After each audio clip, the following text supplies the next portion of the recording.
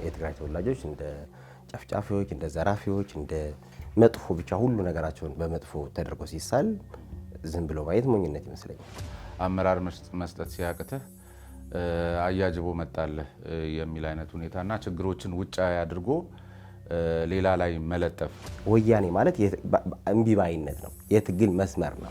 ምንድን ነው የምታስከትሉት? እድሜ ዘላለም እምቢ ስትሉ ትኖራላችሁ። እምቢ እያልን እምቢ የሚባለው ማን ነው እምቢ የምትሉት? እነ አብርሃ ደስታ ብዙ ጊዜ ታስረዋል እና አንዶም በቀደም አንተ ጋር ቀርቦ ነበረ።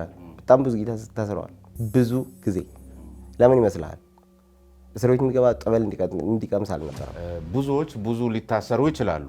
ግን አንዳንዱ በተነሳ ግርግርና ፖለቲካ ውስጥ የራሱን ሆድ ሊሞላ የሚንቀሳቀሰውም ሲነካ እኔ ለእናንተ ብዬ ይሄ ሄዶ ብሔር ስር ምናምን የመወሸቅ ልማድ ስላለ እዚህ ሀገር ላይ ሀጎስ ነበር ተጠቃሚ እንደሆነ ተደርገው ምሳሌ ነበረው። ሀጎስነት ትግራዋይነት። በርካታ ሀጎሶች ተጠቃሚ አልነበሩም። ህዝብ እንደ ሁለት ቁማርተኞችን የሚጫወቱበት ካርድ ነው የሆነው።